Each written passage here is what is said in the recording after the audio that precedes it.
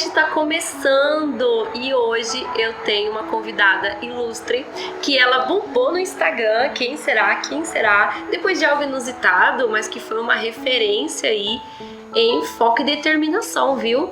Hoje eu tenho aqui então a Maiara Vicente. Seja muito bem-vinda. Obrigada. Fiquei muito feliz de você receber o convite para estar aqui. Eu também. E agora o povo com certeza ficou curioso para saber o que está acontecendo.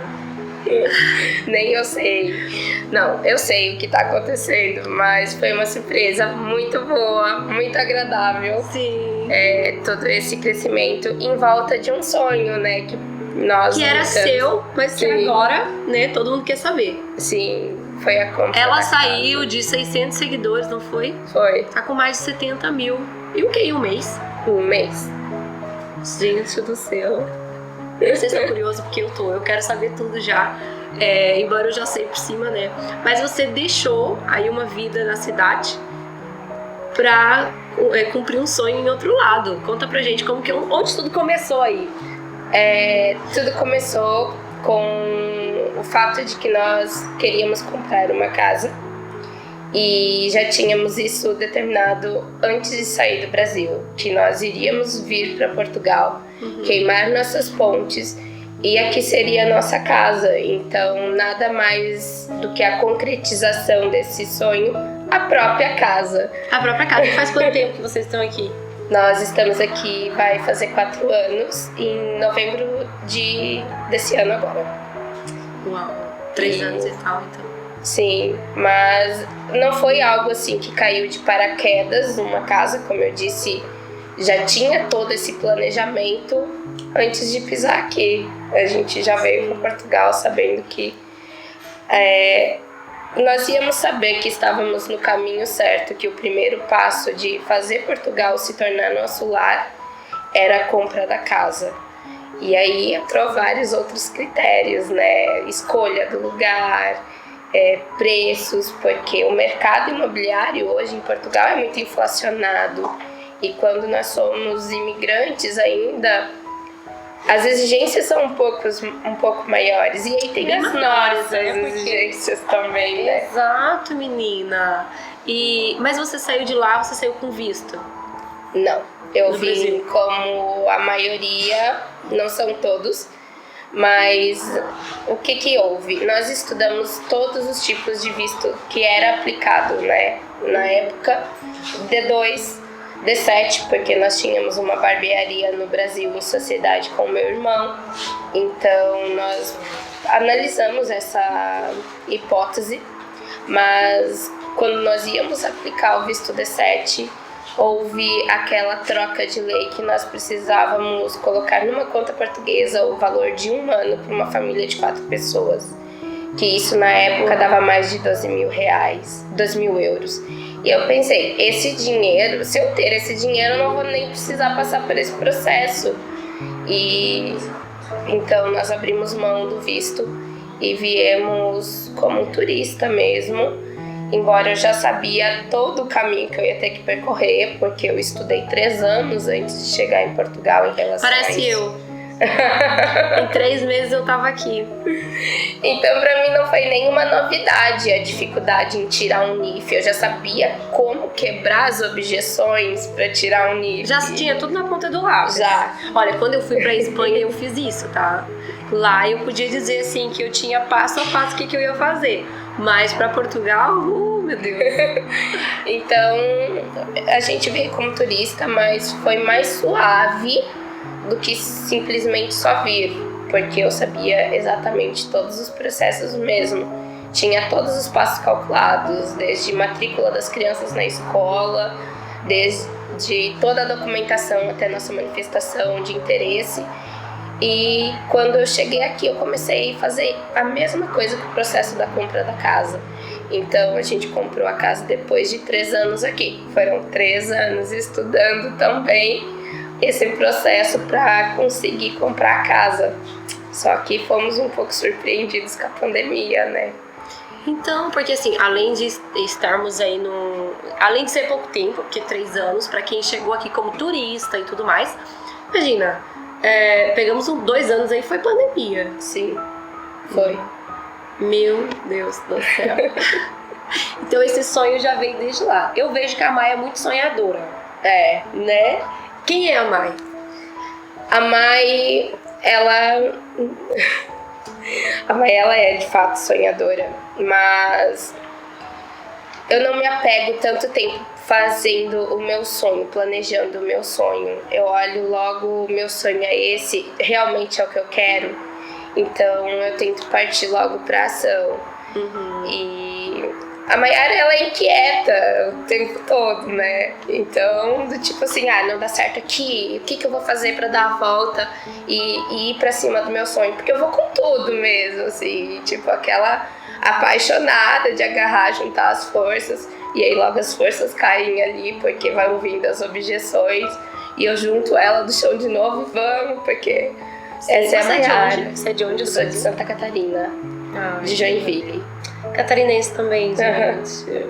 Que legal. Olha, muito, muito legal a história da sua casa, né? Até porque bombou. Mas o que aconteceu de fato é que você estava morando em Cascais. Sim. Cascais é considerada uma das cidades mais caras, né? Mais caras, e é muito bonito também, né? Super movimentado, perto de Lisboa. Então a gente vai mudar. É a cidade dos ricos, gente. Só que ela saiu. Não sei o que eu tava fazendo lá. Desculpa.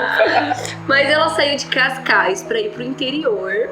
De Leiria. Leiria é considerada zona litoral também, mais oeste, mas não é exatamente o interior de Portugal, né? E por que você foi pra lá? Agora conta isso pra gente. Leiria sempre foi um sonho pra mim, antes de vir pra Portugal.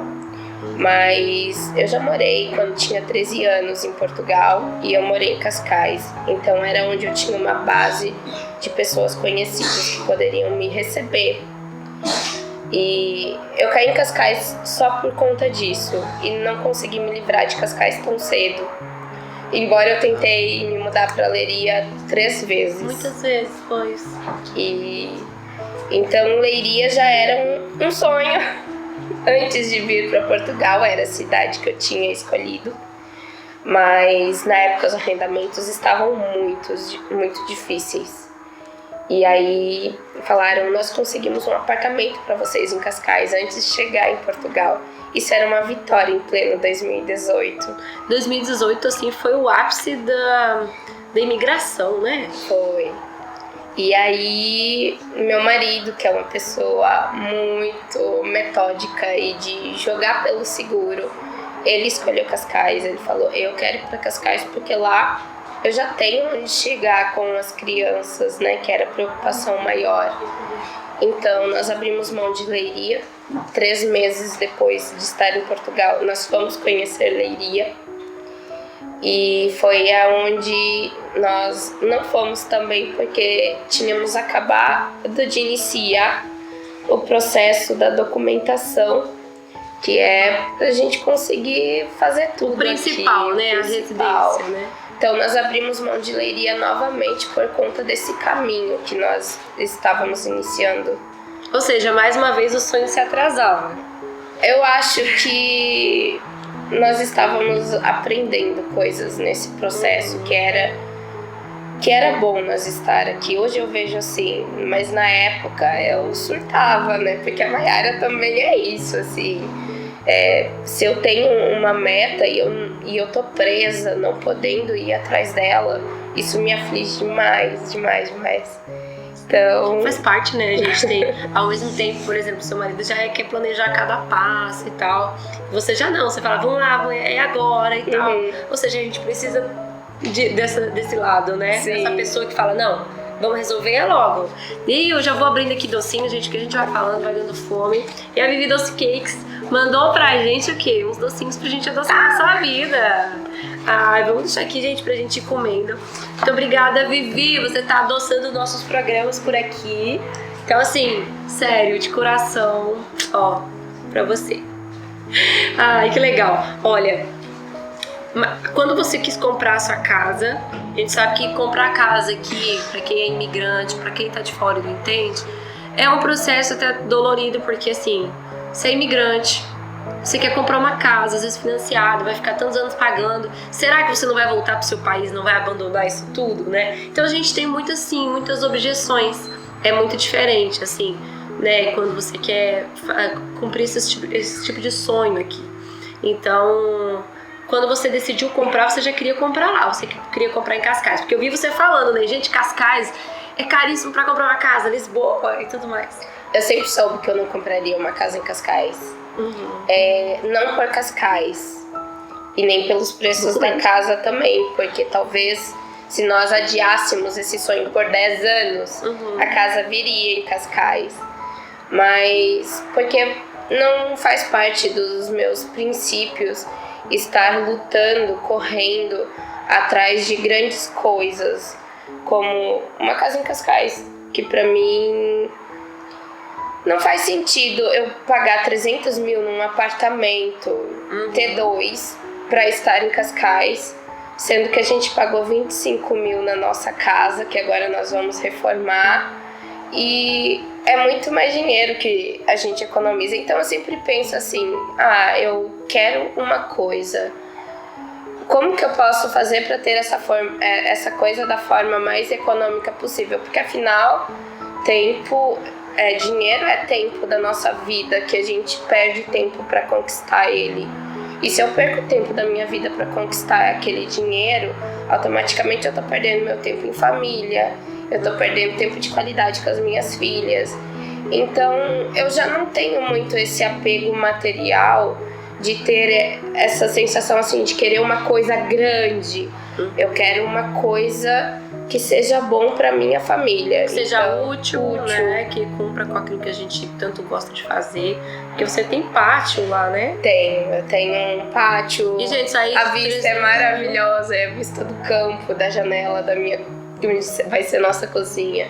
É vista pro campo, onde o sol se põe. Então, você recebeu muitas críticas? Porque assim, ela comprou uma casa, gente, ela pagou 25 mil. Quando você falou, eu falei, não acredito.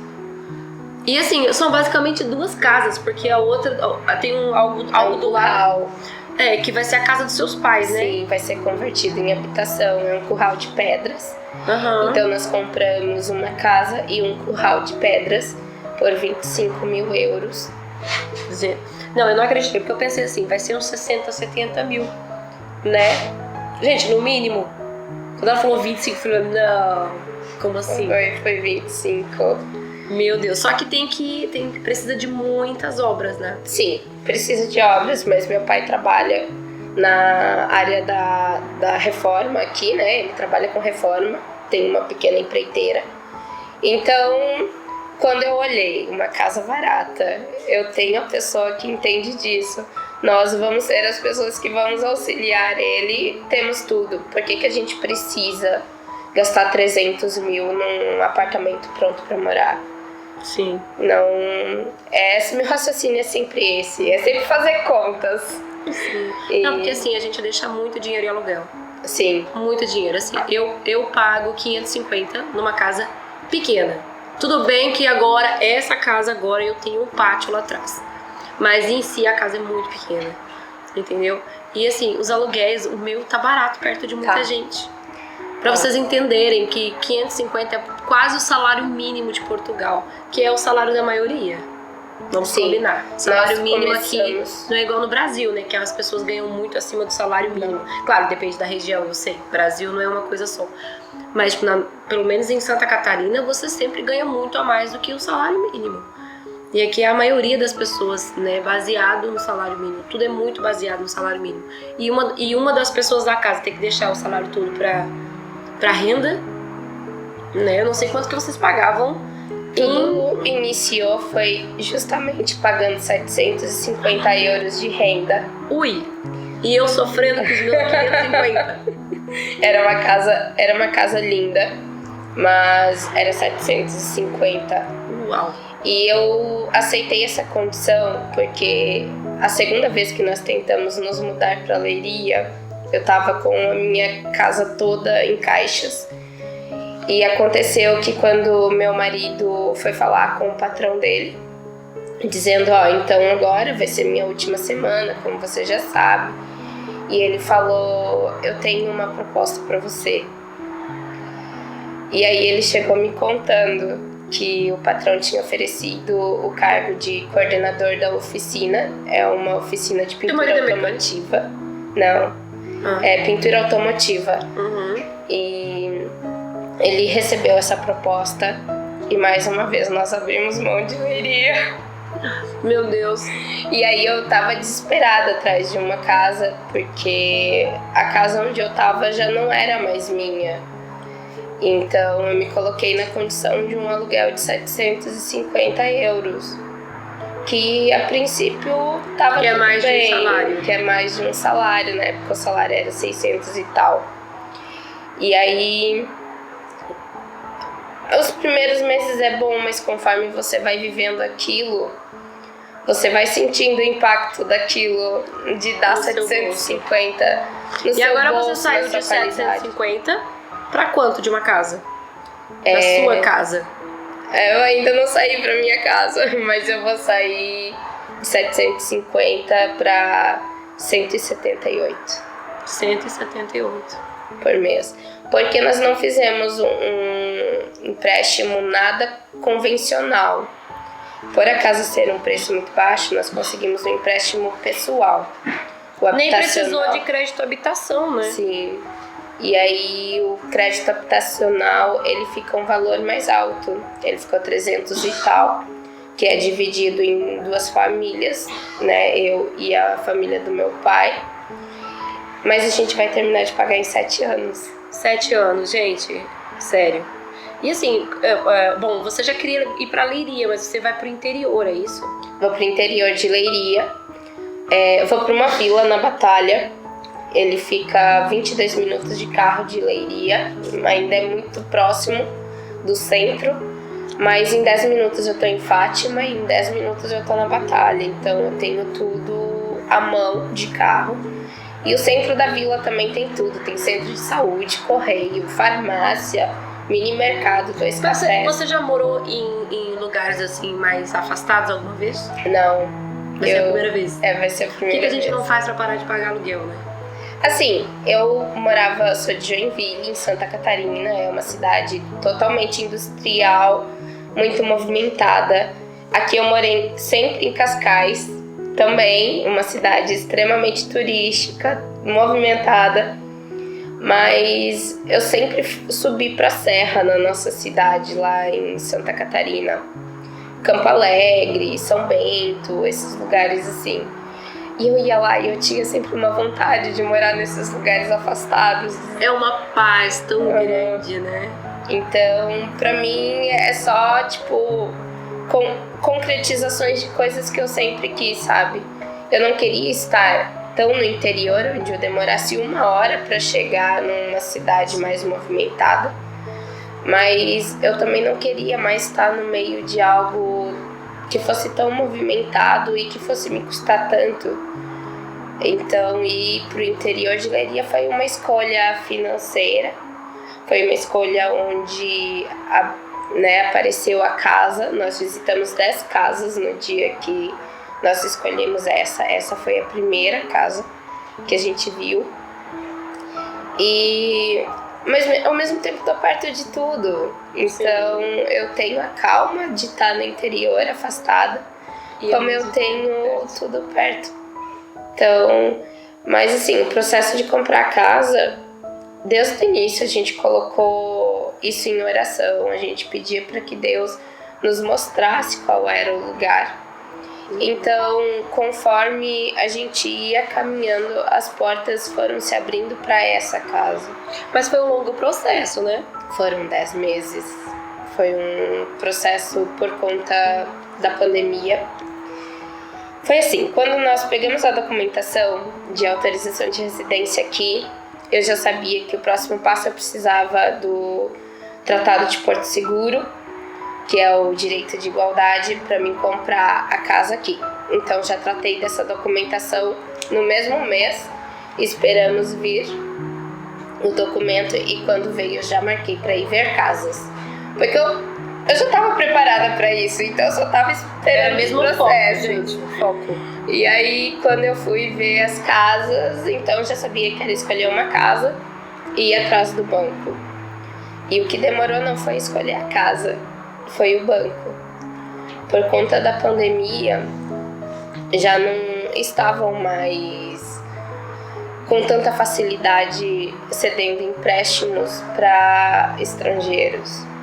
Mesmo a gente tendo o direito de igualdade, que nos dá essa igualdade de ser tratado Como português, né? português por uma instituição, eles já estavam pedindo que os trabalhos fossem efetivos, que tivéssemos bons fiadores e várias outras coisas. Então eu fui falar... O que eles pediram, assim, no geral? Além dos fiadores, mas vocês não compraram com fiadores. Não. E estar efetivo no trabalho, porque estar efetivo no trabalho aqui é quase como se você fosse concursado no Brasil. É praticamente isso. E aí eram essas objeções que nós não tínhamos, porque todo o resto, a entrada, essas coisas nós já tínhamos, mas com a pandemia isso não era mais o suficiente. E não importava se eu falasse assim, mas posso dar então 30% de entrada, 40%, não. Eles queriam esses critérios, né? Eu tinha que atender esses requisitos. E aí, primeiro o banco me disse não, falei, não tem só esse banco em Portugal, vou pro outro. Fui pro outro banco falou, afinal vai aprovar e tal. E aí, quando nós abrimos a conta, mas afinal vai ser preciso de fiadores.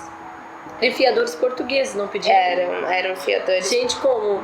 Era muito, muito difícil, assim. Não sei que você tivesse um parente que fosse português, porque Foi. ninguém vai emprestar o nome, assim, à toa, né?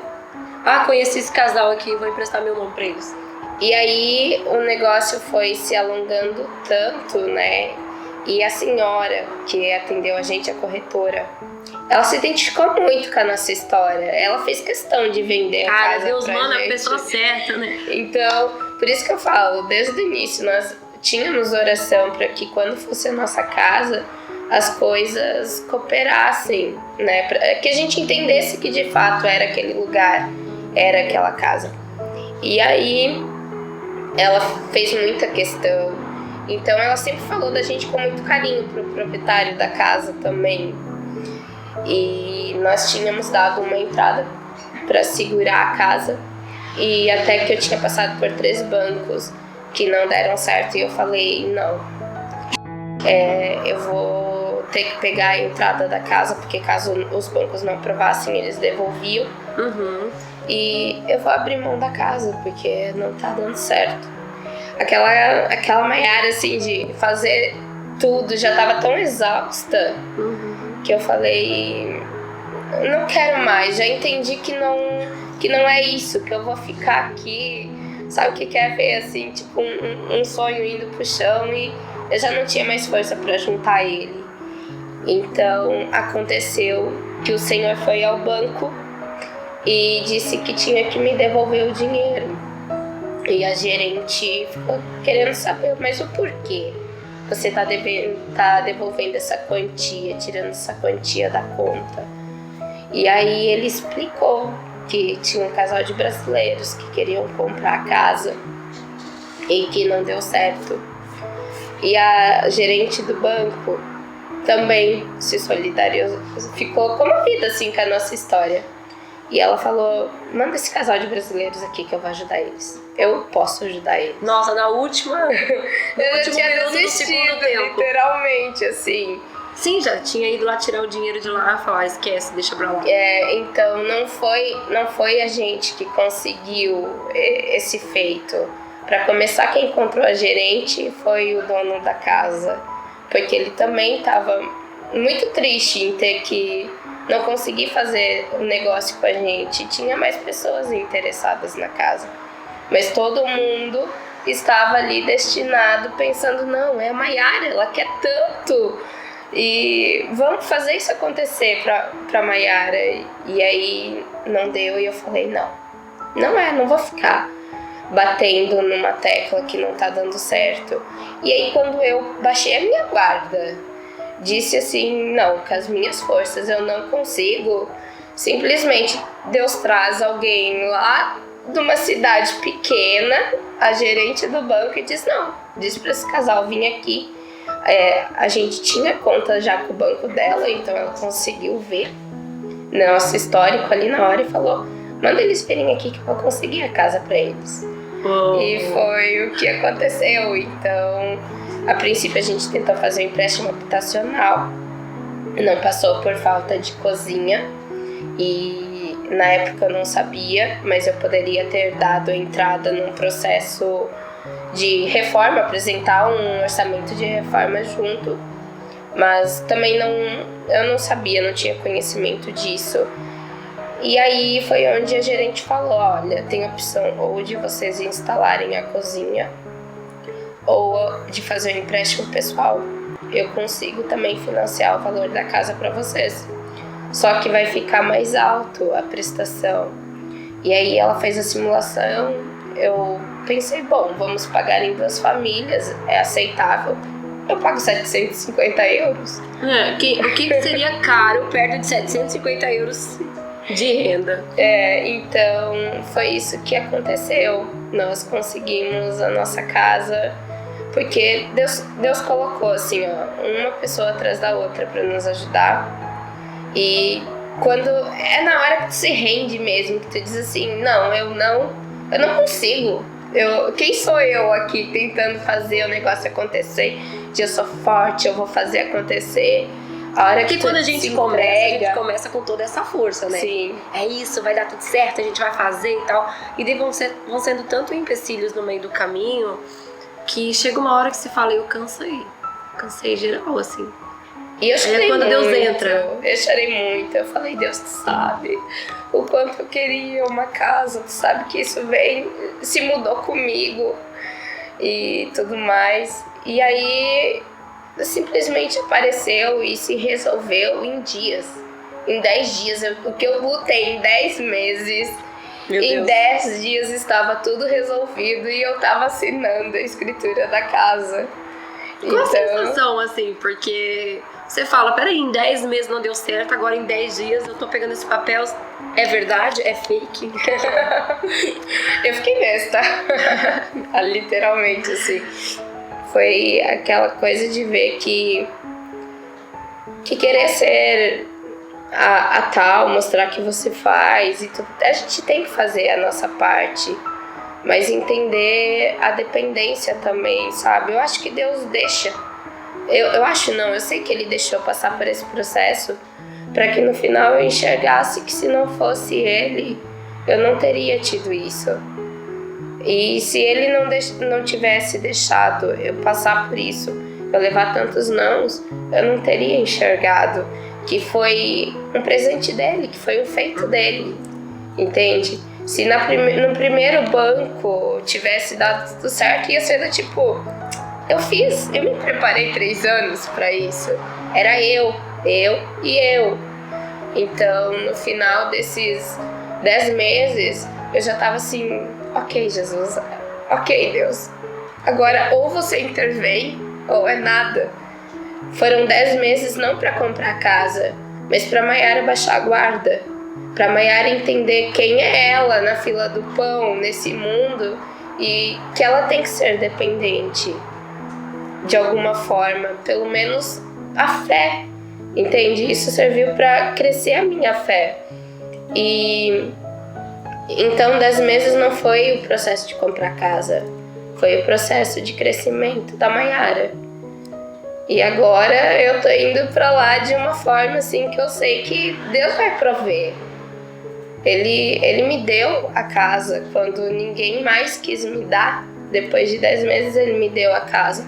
O que ele me dá a reforma da minha casa agora? Porque nós não temos dinheiro para reforma, nós demos todo o dinheiro de entrada e para documentação da casa. Entende? Mas eu sei que o mais difícil que é eu ter essa escritura na mão já veio. Fazer a reforma também vai acontecer. A gente conseguir se colocar no mercado de trabalho lá também vai acontecer. Agora não é mais a Maiara que vai pra lá fazer as coisas acontecer. Agora é a Maiara que vai pra lá confiando que Deus vai fazer as coisas acontecerem. Então, a gente isso. já se coloca em uma outra posição, né? Sim. E aqui a gente aprende algumas coisas. Primeiro persista naquilo que você quer, né? Não desista, porque quando você tem um foco e você foca exatamente somente naquilo, parece que todo o resto fica pequeno, né? E você foi um exemplo de foco e determinação, né? E depois vai no processo, durante o processo, esse não desista precisa ficar ainda mais forte, né? O foco naquilo que é preciso. E aí quando você aprende a realmente depender de Deus, aí Ele faz acontecer. Eu tenho muita dificuldade em dependência, porque é da minha personalidade. Eu sou uma pessoa extremamente colérica. Então a colérica, ela vai pra cima mesmo do jogo. É pra jogar, vamos jogar direito. É determinada. É determinada. Eu tenho um colérico em casa, então eu sei o que é. Então pro colérico entender que tem coisas que não é com a força dele que ele vai conseguir, é um trabalhar muito grande. É um processo de aceitação, é quase um lapidar de um diamante, sabe? Porque eu aceitar, eu sempre soube. Eu me criei num lar cristão, sempre soube que nós dependemos de Deus, que é Deus que gere o mundo e que tudo que acontece aqui nessa terra é da vontade dele, permissiva ou passiva, de alguma forma é a vontade dele. Mas viver a dependência dele é uma dificuldade muito grande para mim. Então eu vejo que várias partes do processo, Deus vem me lembrando disso. E se eu não me esquecer disso, o processo é muito mais fácil, sabe? E vai ser agora, vai ser com certeza, vai ser muito mais fácil agora que você já tem a casa.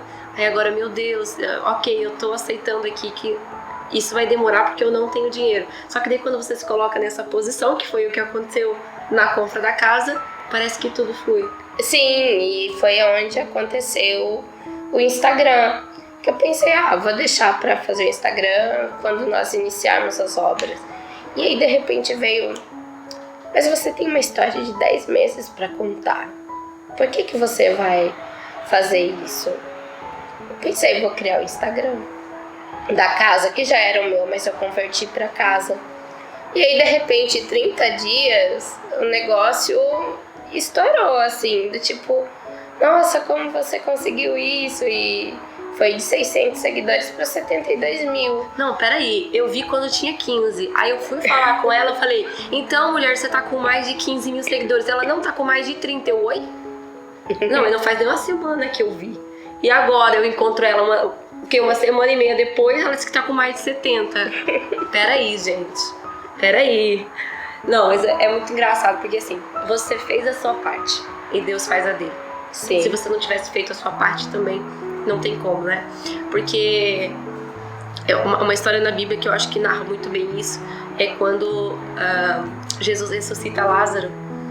E ele podia chegar, ele não é o Todo-Poderoso, ele não ressuscitou Lázaro. Então ele poderia chegar, que ele tava ali, podia, olha, pedra, levante-se, levante a pedra remova-se, sei lá o que foi. Ele não pediu pro morto levantar. Então ele podia pedir pra pedra se remover, mas não. Ali ele deu um grande ensinamento pra gente. Ele pediu pra alguém remover a pedra. Remova a pedra. O que ele quis dizer? Aquilo que é possível é a gente que faz. O impossível deixa que eu faça. Foi exatamente isso que aconteceu também. Sim. Né? A sua parte você fez. A parte que era pra Deus fazer, ele foi lá e colocou a mão e fez. Quando eu abri mão de que do controle, de que eu não era capaz, quando eu assumi assim, falei, Deus, não é só se você intervir. E aconteceu assim, no dia que era para devolver o dinheiro. Então é isso, a minha história é uma história, eu não vejo como a história da compra da casa, sabe, que Eu vejo a história de alguém que tem aprendido a depender de Deus e aceitar que quando a gente faz isso, só vem o melhor pra gente. Então, é isso. Junto com a casa, eu ganhei uma intimidade maior com Deus, de saber que Ele cuida dos passarinhos, né? Não que eu seja melhor que os passarinhos, mas também não sou. Sim. Menos do que o lírio dos campos, os passarinhos. Então, por que Ele não vai cuidar da gente também? Então, essa dependência foi, inclusive, o que fez a gente estar mais confiante para mudar. Sair de Cascais e saber, não, Deus tá aqui, Deus tá nesse negócio, né? E você é uma pessoa muito família. Sim. Né? Eu vejo, assim, você, tanto com as suas meninas, tanto os seus pais também vão morar ali do lado, né? Sim. Mas conta pra gente como que é, assim, você nasceu num lar cristão, você já contou aqui. Como que é essa relação com você, assim? Você é muito focada na família, mas em relação àquilo que você tenta passar pros seus filhos, como que é, assim? Como que você vê essa relação família? Eu criei numa família muito unida, assim, de fim de semana. Todo fim de semana era a casa da avó também. Só que diferente da mesa, a gente tinha a roda de chimarrão. Ah, a famosa roda de chimarrão, gente. Sim, era a roda de chimarrão, onde nós passávamos a tarde toda jogando conversa na roda de chimarrão. Então, a família pra mim sempre foi muito presente. Tanto que eu mudei pra cá, se mudou meus pais também. A família sempre tá junto comigo. E se mudar pro interior era uma coisa que eu sabia que seria mais fácil se eu fizesse com a minha família. Também com os meus pais. Não seria só nós lá no interior. Então, antes de eu ir para essa casa e nós optarmos por essa casa, eu tive que vender todo um sonho para os meus pais, né? Eu mostrei e perguntei, vocês querem sonhar junto com a gente? E eles estavam também tão dispostos. Então, a fazer a mesma coisa. E na minha família, nós 4, digo eu, meu esposo e minhas filhas, eu sempre deixo bem claro para as meninas que a família se protege sempre. Porque eu tenho, a minha filha mais velha está com 10 anos, então ela está numa fase onde os amigos dela começam a ser mais importantes do que a irmã, por exemplo. É da fase, nós já passamos por isso. Chega uma fase onde as amizades são mais intensas. E ela tá nesse período. Então eu bato sempre na tecla que a família se protege sempre. A família é sempre o mais importante. Porque no final, esses amigos do colégio vão seguir suas vidas, suas faculdades e tudo mais. E quem vai estar ali por elas é eu, o pai dela e a irmã dela. Então, eu penso assim, que toda essa criação, não adianta eu querer dizer depois para elas, quando elas forem adultas, que a família tem que ser unida. Se a gente nunca foi, se a gente nunca viveu isso, se elas nunca ouviram isso na infância delas. Então é na infância delas que eu tenho que ensinar os princípios de família, sabe? Os princípios de família, eu acho os princípios de finanças, é na infância que elas vão reproduzir na vida adulta o que elas estão vendo na infância. Então, se eu quero ter filhas bem financeiramente, eu tenho que passar bons princípios financeiramente agora, para elas não serem escravas do dinheiro depois. Se eu quero ter uma família unida e que minhas filhas venham na minha casa tomar chá, elas têm que ver isso agora. Não é depois, quando elas estiverem formando a vida delas e eu estiver na minha velhice dizer, ai, como eu sinto falta de filhas, como eu queria ter minhas filhas. Elas têm que saber que eu quero ter elas agora.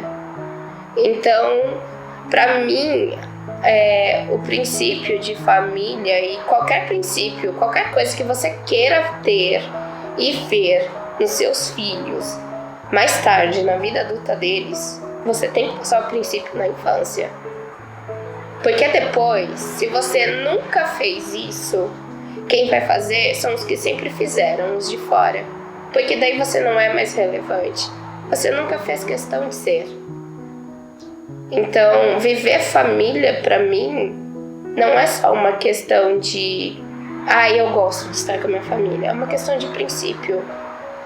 Eu tenho que viver hoje porque como eu falo, ensina a criança no caminho que deve andar. Então eu tenho que mostrar e viver o caminho com elas.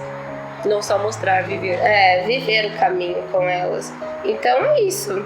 A gente joga, nós temos muitos jogos de tabuleiro pra estar ali no fim de semana com ela e jogando e fazendo essas coisas. A gente tenta estar sempre mostrando como a família é essencial. Eu acho que a partir do momento que a família não tem um alicerce, uma base, tá tudo destruído, tá arruinado. Não adianta. A família é a primeira instituição, né, que Deus criou, de fato. Eu falo que é o meu primeiro ministério, porque realmente é. Depois de Deus é a sua família. Sim. Não tem jeito. Quando a gente coloca outras prioridades à frente disso, você está descumprindo algo que para Deus é extremamente importante. E o que muita gente vem esquecendo ultimamente. Sim. Né? Mayara, agora conta pra mim, qual o próximo sonho? Reformar a casa. Reformar a casa é o nosso próximo sonho. Só que junto com isso vai vir várias coisas, né? Eu creio, não quero dar spoiler aqui, que vai vir muita coisa. Vai muita coisa. Vai. Né? Eu acredito que até essa questão do seu Instagram ter crescido tanto não foi só por uma história de uma casa. Tem algo muito maior por trás desse número de seguidores. Porque as coisas não acontecem assim, né? Então, assim, tenho certeza que vem muita coisa mesmo pra vida de vocês a partir disso. E essa reforma vai ser assim, ó. Pode ter certeza. Amém.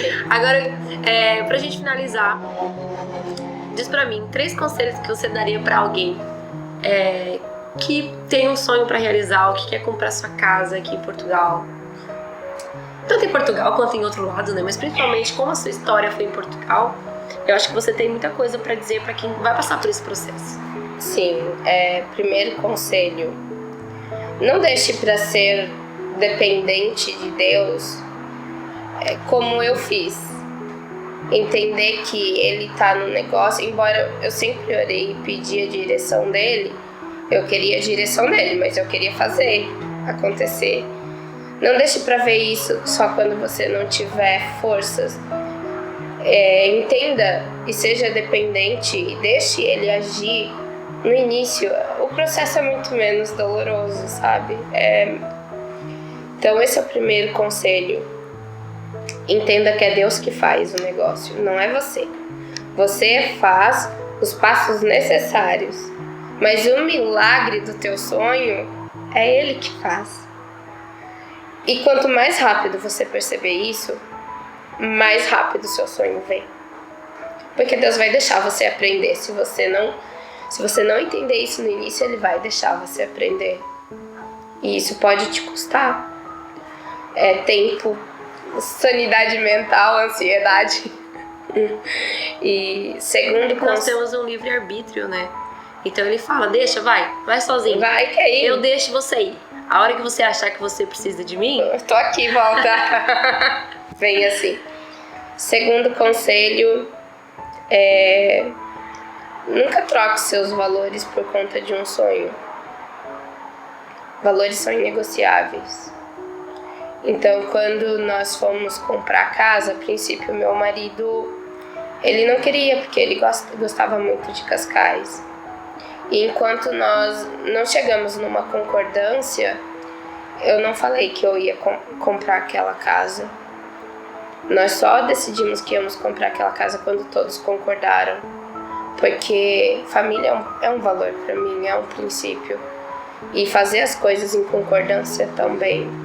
Então nunca troque seus valores, porque eu vi muita coisa dar errada para muitas pessoas por conta de passar por cima dos seus valores. Então esse é o segundo princípio, que não adianta você ter seus sonhos e não ter as pessoas que de fato importam ali do lado contigo. E o terceiro é que sonhar só é só sonhar só. Mas sonhar junto é como as coisas se tornam realidade. Então, traga a sua família para lutar por esse sonho junto contigo. Traga Deus para sua família para lutar por esse sonho junto contigo.